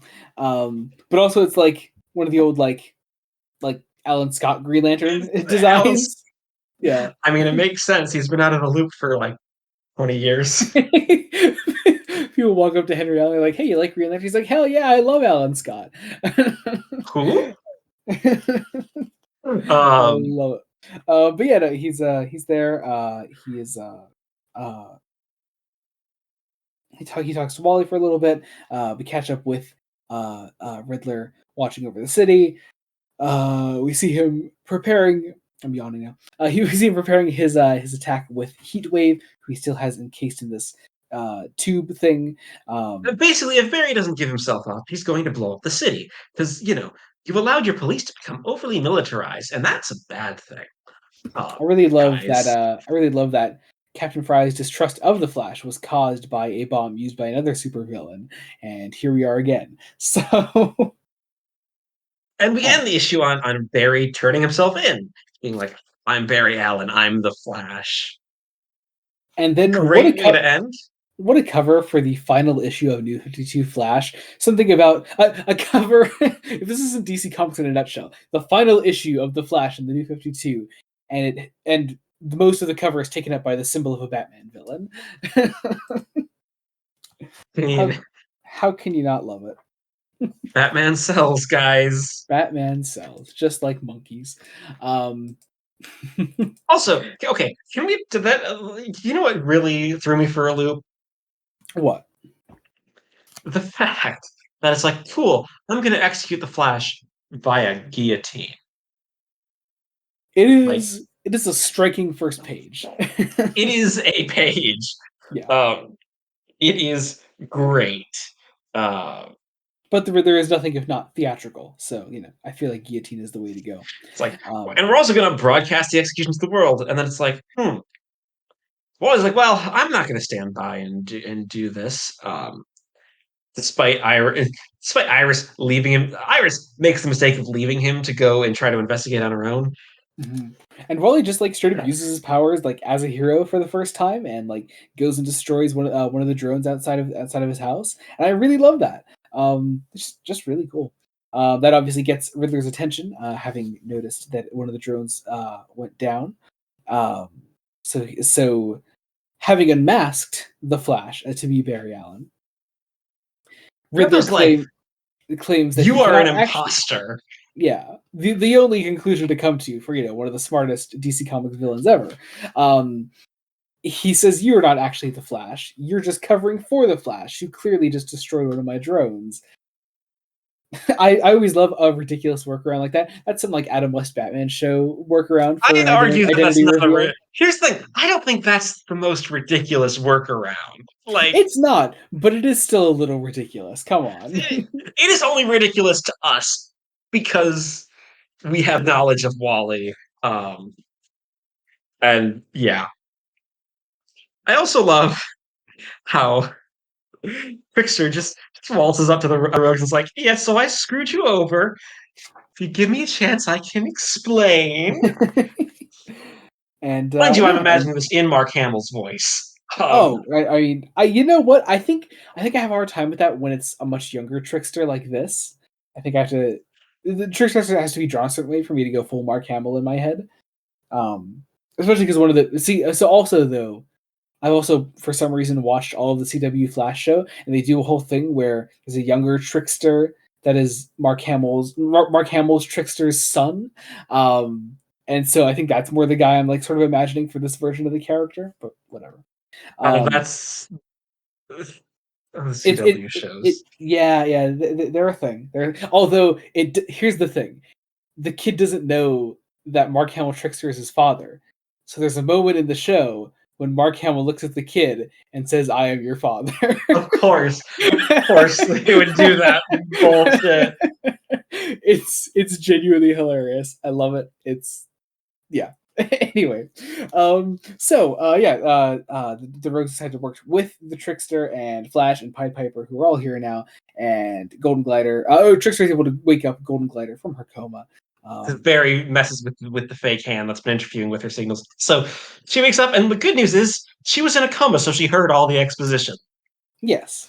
But yeah, we have again. You get the feeling it's like we don't have the time. This is our last issue, guys. Yeah, but again, like I pointed at the start of this story arc, like it is well paced, the fastness, if that makes sense. It doesn't ever feel rushed. It feels like Yeah. there's just enough material to tell the story it wants to tell. Yeah, I think it works. But yeah, we have Flash and the Rogues and everyone's leaping into action. We end this nice fight scene as we including Pied Piper with an army of rats. Because that's fun. And then we have Trickster going to free Heatwave on. Look, I don't. You're watching the movie in a few days. Do you know the Wrath of Khan reference here? Yeah, I okay. I didn't know. If I hate to say, look, I've had that movie spoiled for me. It's one of the Yeah, it's one of those things you just can't avoid. But yeah, we have it's Trickster like holding his robot hand up to the glass and saying, Kind of "I have been ironic and always shall be your friend." kind of ironic that we would be covering this right as I'm actually going to watch that movie for the That is first really, time. really funny. Yeah. Yeah, Trickster like holds up the robot hand. He's like, I have been and always shall be your friend. And he was like, "You fucking idiot," as he fucking blows up. And of course, still alive because heat wave, and the But Trickster he's is playing Trickster's playing dead for dramatic effect. yes, Um, in the dead sidekick pose, classic. But yeah, this having taken out the heat wave bomb trap that Riddler had and the other drones. Oh, Flash is able to take out the other drones, cornering the Riddler finally and being able to take him in. And I guess this supposedly still clears Flash of all charges. well, it was specifically Flash saving Captain Fry a couple issues back that did it. Yeah. It it's we have one last page. Shit. Barry's going on for new adventures to run, and we're tying these up in a nice little bow. Yeah. Um, Yeah. That is that. That is the final issue, and they do also include Flash Rebirth #1 by Joshua Williamson, which is nice. I don't think we need to really go in depth on this one, but we will cover that when we cover Williamson's Flash. You did read it, right? I did read it. It's very good, isn't it? It's a lot of it feels like a tie-in, specifically also to DC Universe Rebirth. Yeah, DC Universe Rebirth. Yeah, I like the crime scene investigation stuff. It's clearly just a prologue for yeah, for whatever is gonna be done. And the and idea that's of fine. I think that was pretty much all of those Rebirth #1 issues they did. yeah, just a little weird that like a lot of the New 52 collections, and I mean I get why they include them because they want people to buy the Rebirth books. I think also because a lot of the New 52 collected editions ended in like a shorter number of issues than they expected, so they're like, well, let's just pad them out with the Rebirth issues as well. So because Because most of them only end up with like 4 or 5 issues in their final trade, and so it's like, well, we got to throw something in there. So whatever. it makes it especially painful for when it's like only 4 issues in a final trade. Because honestly, like this one, you could have ended with the end of full stop. A 5-issue trade is totally fine. Yeah, exactly. But like epilogue, I think of the Scott Snyder Batman run, I think definitely needed that Rebirth issue in there to actually have enough there to sell a full trade. But whatever. All right, that does it. Holy shit, we did it. That does it. Yeah, we did it. Oh my god, we did it. Go us. Overall thoughts. What did we think of the Denny Jensen Flash run? It's a solid run. It's solid. Like it's not. I mean, it's kind of a step down from the Manifold Bucalata run overall, I think, but it's still a very solid run. 3 quite good stories. First one is a little mediocre. These 2 stories I really liked. I liked how everything built. We build up to a nice conclusion. I have a feeling the transition between writers to Rebirth is actually going to go pretty smoothly. Because that's where this went, and Barry as a character is a good enough protagonist. He's a good enough Flash. I know a lot of people prefer Wally. Good for those people. I'm excited to eventually read some Wally to make that judgment for myself. Well, Wally as Flash, not Wally as Kid Flash, because I've read some of Wally as Kid Flash. I also want Wallace as Kid Flash because yeah. Well, that did kind of drop the ball. It's a solid ending. Yeah, we'll do more. We'll definitely do more. But also, as we were definitely talking about earlier today, there's just so much. There's always so much to do. But the fact that we were actually able to check off some more Flash comics from on the list, I think I'm very happy with. Doing a 3-episode Flash block, I think is very well deserved for the character. He's a hero that I think I personally have been neglecting a lot in the overall Fresh Face Comics schedule. And so yeah, doing this much I think is really nice. And thanks for joining us for Flash Fall, friends. But yeah. Jacob, I think it's time. Let's okay. All right. So the hint I gave you earlier today is that there is a writer on the thing we're going to cover next time with a name starting with the letter J. Yeah. So I will say, like before this, I was like, I had you'd also given me that it's something new. Um, Yeah, it is the start of a new run. Yeah. the start of a new run. So initially, like even before that hint, my initially was like, oh, maybe we're doing a Bat Family run. Like maybe we're doing Batgirl by Gail Simone or Nightwing by Tim Seeley or something like that. I love And you that through gave all me of this. I love that through all of this, you still really want to do even more Batman comics than we've already done on Fresh well, Face look, Comics. it's I want to do Batgirl by Gail Simone. Okay. I Um, know, I know, I know. so you gave me the letter J. The letter Um, J.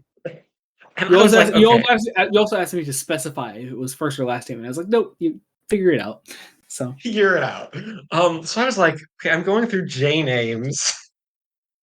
This is fucking ridiculous because I I came to a couple that I was like, okay, I could be Jeff Johns. I'm like, I don't think we'd start another Jeff Johns book without finishing Justice League. Jamie Delano came to mind. I'm like, I don't think Jamie Delano has other runs other than his Hellblazer run. Like, I'm not familiar okay. enough with other Jamie Delano things other than like his Doctor Who comics, so I can't really say.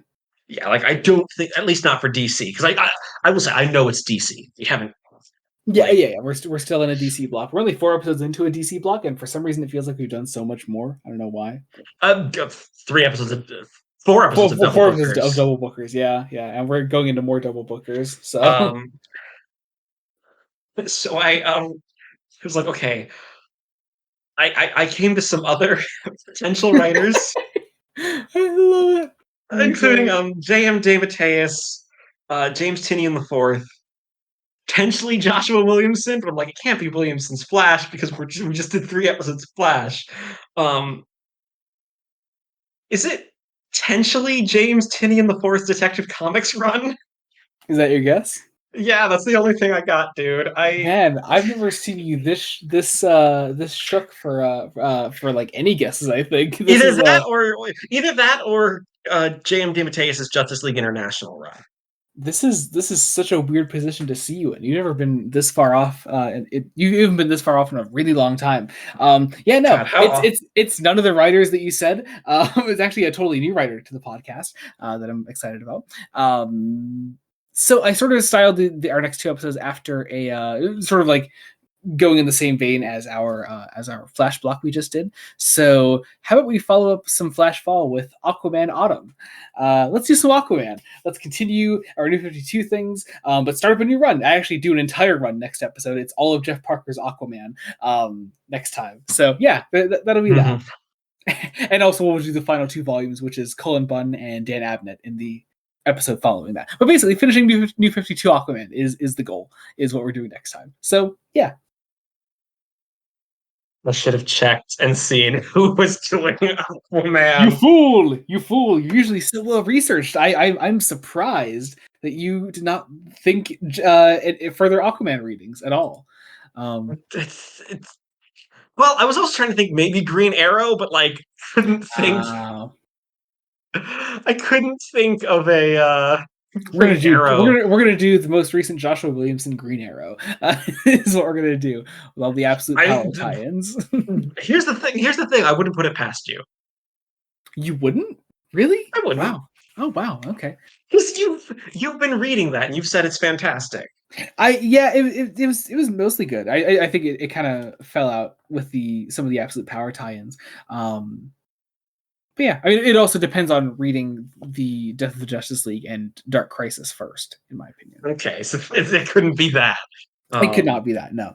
But yeah, Aquaman next time. So yeah, next time will be the volumes. Oh god, what are they called? Shit, I don't have the volumes with me. I can look this up really quick. Revamping. Sea of Storms. I just did a quick Google. Sea of Storms and Maelstrom. That's it. I just finished reading Maelstrom like a few days ago. So yeah, that's it. I couldn't think of 5 for some reason. But yeah, Sea of Storms and Maelstrom will be next time. And then what is it? Out of Darkness and Exiled, I think, are the following 2. or Exiled and Out of Darkness, I think is the order they actually go in. But yeah, that'll be volume 7 and 8, and we'll finish off New 52 Aquaman, also with some Brett Booth art in the final volume. So we're just doing the class. We're just finishing. I want to finish Cool. things.